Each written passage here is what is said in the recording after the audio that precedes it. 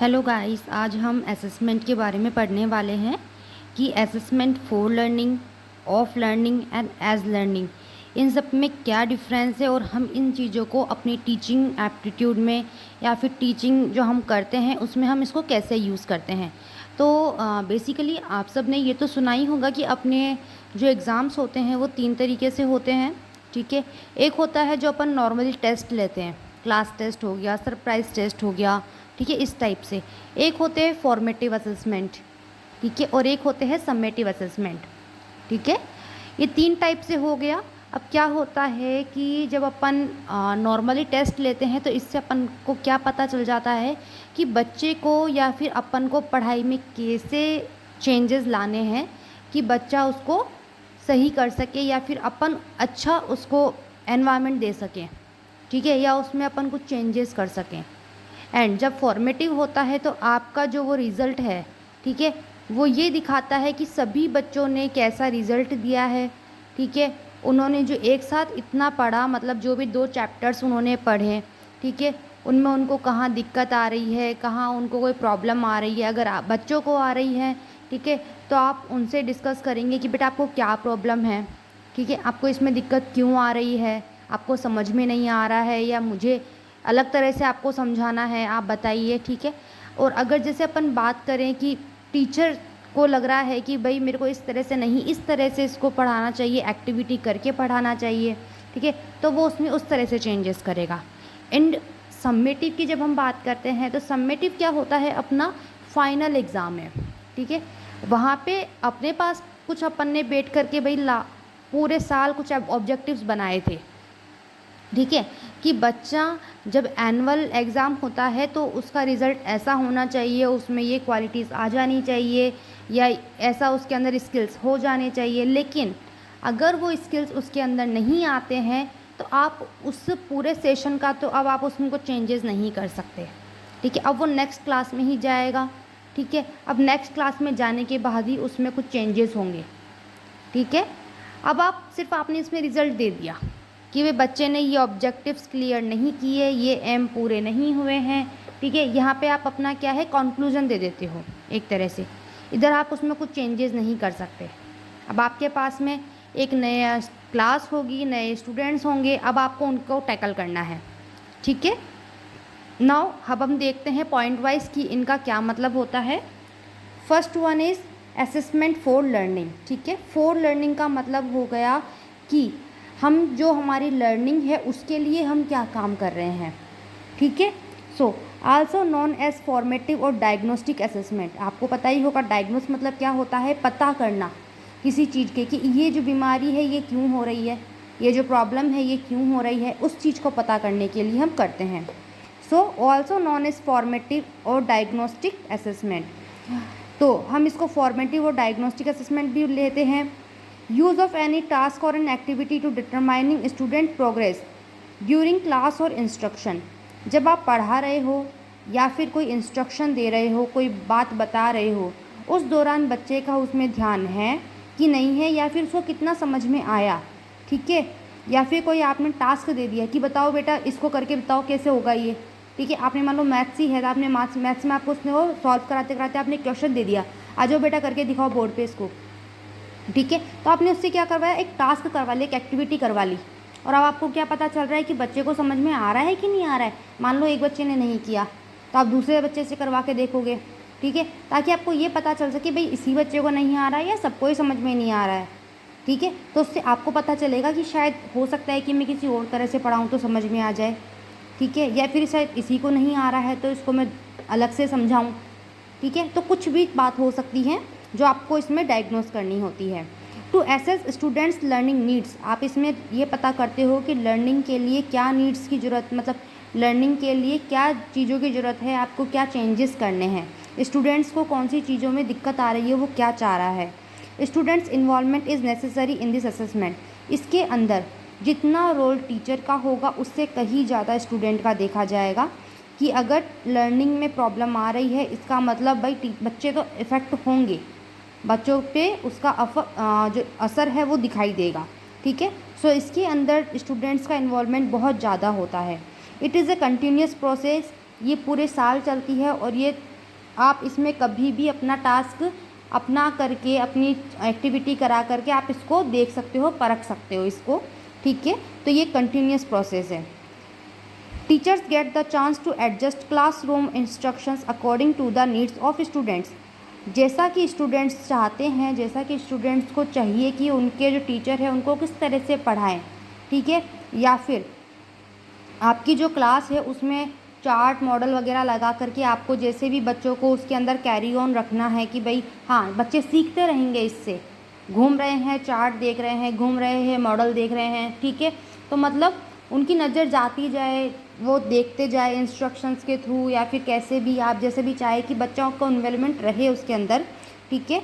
आप उनको आपको वो चांसेस मिलेंगे, ठीक है। Students are provided valuable feedback. जब बच्चा आप कोई भी क्वेश्चन कर रहे हो मान लो बच्चे से, ठीक है, अगर बच्चा वहाँ पे गलत आंसर भी दे रहा है तो आप उसको ये नहीं बोल सकते कि भाई आपने गलत आंसर दिया है या नहीं, आपको कुछ नहीं आता, आप बोल ही नहीं सकते हो, ठीक है। आपको ये बोलना है ठीक है बेटा इसका आंसर ये नहीं, आपको इस तरह से देना है, ठीक है, आप एक बार कोशिश कीजिए, ठीक है, आपको इस तरह से। तो मतलब आपको उनको एक वैल्यूबल फीडबैक देना है, ठीक है।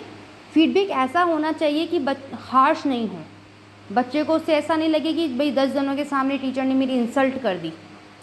आपको उस बच्चे को इस तरह से लेना है कि हाँ उसका भी कुछ सेल्फ रेस्पेक्ट है, ठीक है। आपको जताना नहीं है, लेकिन आपको ऐसा अपने में सोच के करना है कि बच्चा भी अपनी सेल्फ रेस्पेक्ट लेके चलता है, ठीक है। कि उसको आपको कहीं भी ऐसा नहीं है कि आपको उसके स्वाभिमान को चोट पहुंचानी है, 10 बच्चों के सामने उसकी इंसल्ट करनी है, नहीं करनी है। आपको उसको ऐसा फीडबैक देना है कि बच्चा खुश भी हो जाए और पढ़ने में उसका दिल भी लगे, ठीक है।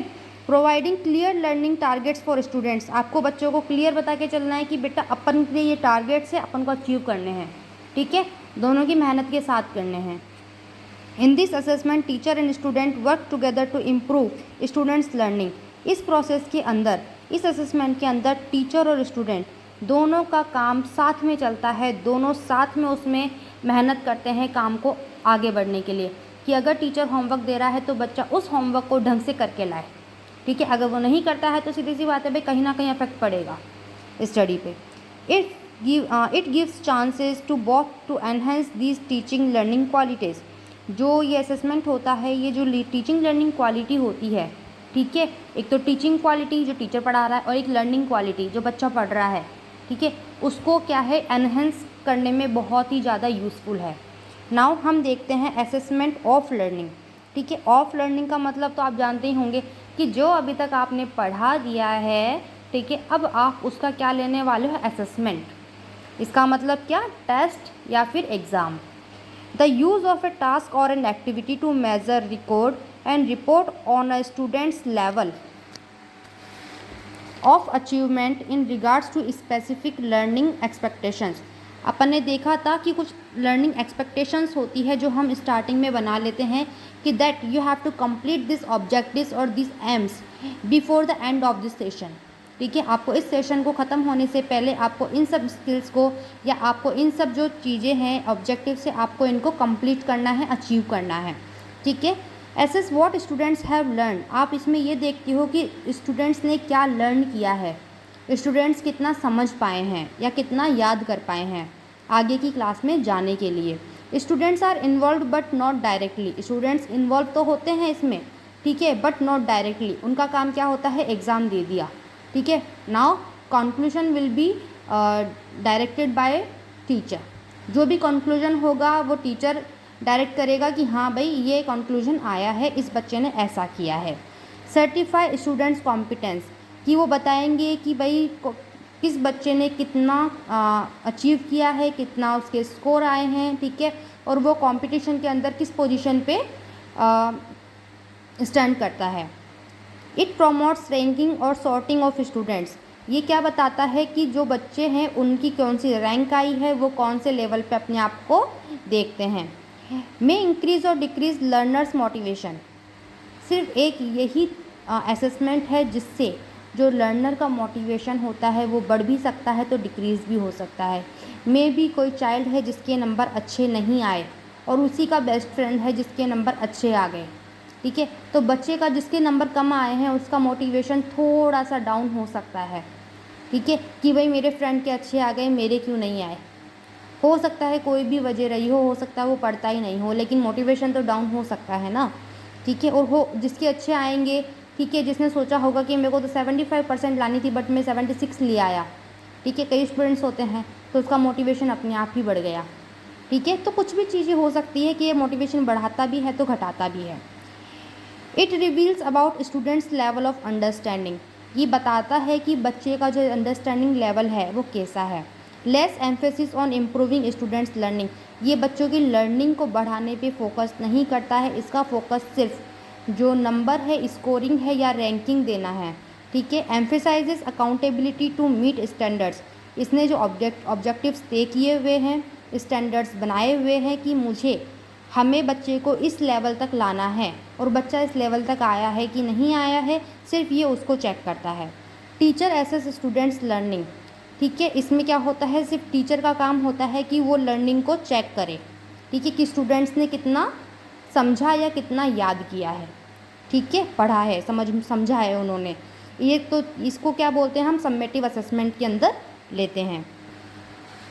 फिर आता है हमारा असेसमेंट एज लर्निंग, ठीक है। असेसमेंट एज लर्निंग में क्या है, in this assessment students are allowed to use any task or activity to assess their own learning.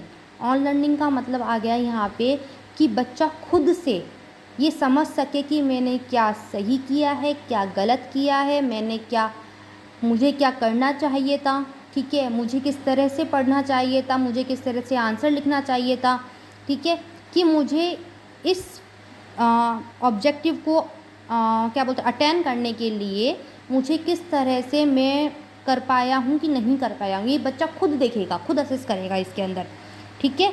ये एज लर्निंग में आता है, ठीक है, कि बच्चा खुद देख रहा है कि मैंने किया है कि नहीं किया है, या फिर दो बच्चे एक दूसरे का देख रहे हैं, ठीक है, काम देख रहे हैं। जैसे कि आपने देखा होगा जब आपने भी पढ़ाई करी होगी, ठीक है, कि दो बच्चे हैं वो अपनी कॉपीज़ चेंज कर रहे हैं, एक्सचेंज करके कॉपीज़ या टेस्ट चेक करते थे, ठीक है, कि हाँ तू मेरा कॉपी चेक करके देख, मैं तेरी कॉपी चेक करके देखता हूँ कितने नंबर आ रहे हैं, ठीक है। और नंबर भी कैसे होते हैं, वो जितना काटने की कोशिश करेंगे नंबर उतने काटने की कोशिश करते हैं, ठीक है। उससे क्या है, रियल असेसमेंट होता है कि हाँ भाई आपने कितना अच्छा किया है। टीचर तो एक बार को क्या है बच्चे की शक्ल देख के रह जाता है, बट फ्रेंड्स क्या होते हैं, चल ढंग से नंबर काटेंगे, ठीक है, ये होता है एज लर्निंग में। Self and peer assessment is allowed to reflect on their own learning and identify areas of strength and need, ये क्या है, स्ट्रेंथ एंड नीड बताता है। In this assessment student can set their own personal goal and advocate their own learning, इसमें बच्चे खुद से personal goals रखते हैं, कि मैंने भी जैसे बताया आपको कि वो अगर कॉपी एक दूसरे की चेक कर रहे हैं तो वो पहले से बोल देंगे भाई स्पेलिंग कटेगी तो अपन हाफ मार्क्स काट लेंगे, स्पेलिंग अगर मिस्टेक होगी तो अपन हाफ मार्क्स काट लेंगे, डॉट नहीं लगा होगा तो ये कर देंगे, ठीक है। तो वो खुद से गोल सेट कर लेते हैं और खुद ही उसको एडवोकेट कर लेते हैं कि देख कितने नंबर आए हैं, ठीक है, देख ले, ठीक है। फिर example checking test of each other for testing mistakes by set some objectives as I said now, ठीक है। इट इज़ कंटिन्यूस प्रोसेस, ये कंटिन्यूस प्रोसेस होती है जो बच्चे यूज़ करते हैं। Now for this students are actively involve in monitoring and assessing their learning, इसमें सिर्फ बच्चे ही होते हैं जो इसमें एक्टिवली इन्वॉल्व होते हैं, जो खुद को मॉनिटर करते हैं और खुद ही को ही असेस करते हैं या एक दूसरे को असेस करते हैं बोल सकते हैं। Teachers show students how to do self assessment, इसमें टीचर का सिर्फ इतना सा रोल होता है कि वो बच्चों को ये समझाता है कि आपको कैसे ऑब्जेक्टिव बनाने हैं, आपको कैसे गोल सेट करने हैं, कैसे अपने आप को आपको सेल्फ असेस करना है, ठीक है, आप कैसे अपने आप को मॉनिटर कर सकते हैं। Teachers guide student in setting learning goals, वो जो लर्निंग गोल्स होते हैं उनको सेट करने में हेल्प करता है। It improves students learning and motivation, ये स्टूडेंट्स की लर्निंग और मोटिवेशन को बढ़ाने में बहुत ज़्यादा हेल्प करता है। ओके गाइस, तो ये था हमारा assessment for learning, as learning and of learning के जो एग्जाम्पल्स थे और पॉइंट्स थे, ठीक है। तो ये है कि जब आप पेपर देते हो तो आपको जो है पॉइंट्स में ही आंसर लिखना है, अगर आप पॉइंट्स में आंसर नहीं लिखते हो तो सब होच पोच हो जाएगा, ठीक है, और आपके जो नंबर है वो उसी तरह से कट जाएंगे, ठीक है। I secured 89% marks in my BEd just because of points, okay. मैंने पॉइंट में आंसर लिखे थे इसलिए मैंने 89% जो है मेरा गेन किया है, स्कोर किया हुआ है मैंने, ठीक है। और यही मेरा रीज़न था, ठीक है। मैं पॉइंट्स में ही खुद के नोट्स बनाती थी और पॉइंट्स में ही मैंने आंसर लिखा था, ठीक है। और जहाँ मुझे ज़रूरत होती थी मैंने उसमें जैसे अपन ने फ्लो चार्ट बना दिया, मैंने ये सब करके भी मैं आई थी पेपर के अंदर, ठीक है। मेरा यही एक रीज़न था कि मैंने अच्छे मार्क्स से मैंने बीएड कर ली थी, ठीक है। सो अगर आपको इसके नोट्स चाहिए तो आपको वाईसी टीचिंग हब के नाम से, ठीक है, आपको मेरी आईडी मिल जाएगी उस पर टेलीग्राम के ऊपर, ठीक है। आप उस पर मुझे या फिर आप मैसेज कर सकते हैं, या फिर मैं आपको, आप मेरा पीडीएफ, मतलब आपको इसका पीडीएफ मिल जाएगा सभी का, ठीक है। चाहे वो लेसन प्लान हो, चाहे वो बीएड का कोई भी टॉपिक हो, ठीक है। मैंने अभी स्टार्ट किया है तो आपको धीरे धीरे मैं सारे नोट्स प्रोवाइड करवा दूँगी और इन पॉइंट्स आपको वो चीज़ें मिलेगी। ओके गाइस, ठीक है। तो आप प्लीज़ शेयर एंड लाइक कर दीजिएगा, और अगर सब्सक्राइब नहीं किया है तो please subscribe my channel. Thank you guys.